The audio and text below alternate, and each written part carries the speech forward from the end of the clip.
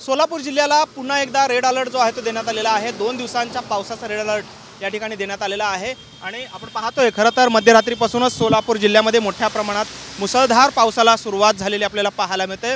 खरं तर एकीकडे रेड अलर्ट असतानाच दुसरीकडे सीना नदीला पुन्हा एकदा पूरस्थिती निर्माण होण्याची शक्यता प्रशासनाकडून वर्तवण्यात आलेली आहे। खरं तर सीना नदीवर असलेल्या सीना कोळेगाव खासापुरी आणि चांदणी मध्यम प्रकल्पातून पुन्हा एकदा पाण्याचा विसर्ग जो आहे तो करण्यात येतोय। जवळपास 75,000 क्युसेक्स वेगाने पाणी जे आहे ते सीना नदीमध्ये सोडण्यात येत आहे। त्यामुळे आपण पाहतोय खरं तर ही सीना नदी जी आहे ती 4 दिवसांनंतर ओसरली, मात्र आता पुन्हा एकदा या नदीला पूर येण्याची शक्यता जी आहे ती प्रशासनाकडून वर्तवण्यात आलेली आहे। खरं तर भूमपरांडा असेल, अहिल्यानगर असेल या भागामध्ये मुसळधार पाऊस जो आहे तो सुरू आहे आणि त्यामुळेच पुन्हा एकदा जे मध्यम प्रकल्प आहेत या मध्यम प्रकल्पांमध्ये पाण्याचा विसर्ग वाढल्याने त्यातून सीना नदीमध्ये पुन्हा एकदा पाणी सोडायला सुरुवात झालेली आहे।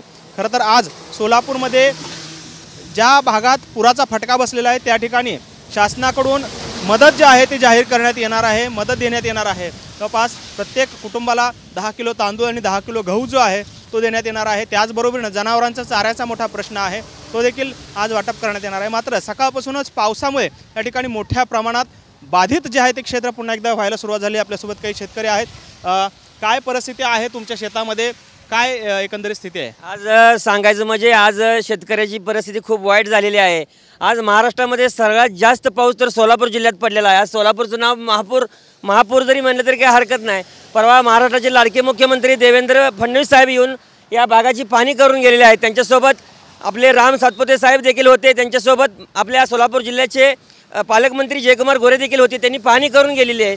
त्यांची मदत आतापर्यंत आमच्यापर्यंत पोहोचलेली नाही, परंतु त्यांनी मोठी मदत करणं गरजेचं आहे। आज महाराष्ट्रामध्ये शेतकरी खूप परिस्थिती वाईट झालेली आहे। आज जगणं मुश्किल झालेलं आहे। सगळ्या शेतामध्ये पाणी आहे, परवा पूर येऊन गेला आहे आणि अजून एकदा पूर येऊ शकतो अशी परिस्थिती निर्माण झालेली आहे।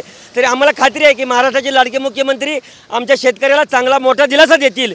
बाकीचं मदत जी आहे ती पोहोचलेली आहे का? कारण 10 किलो तांदूळ 10 किलो गहू जे आहे ते देण्याचं आश्वासन दिलेलं आहे। आजपासून ते वाटप सुरू होणार, तुमच्यापर्यंत पोहोचले का? त्यापर्यंत मदत आलेली नाही, पण नक्की खात्री आहे देवेंद्र फडणवीस साहेबांवर आमचा विश्वास आहे की नक्की मोठी मदत जाहीर करतील आणि शेतकऱ्याला मोठा न्याय देतील, एवढा आम्हाला देवेंद्र फडणवीस साहेबांवर विश्वास आहे।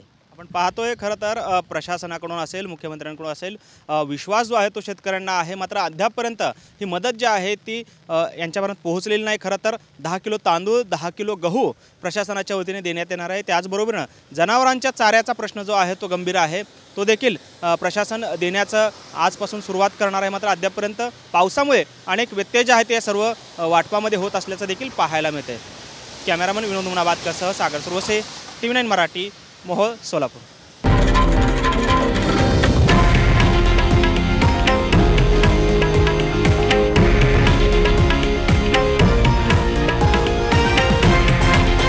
हे आहे देशातील नंबर 1 न्यूज नेटवर्क आणि आपण पाहत आहात TV9 मराठी, एकमेव।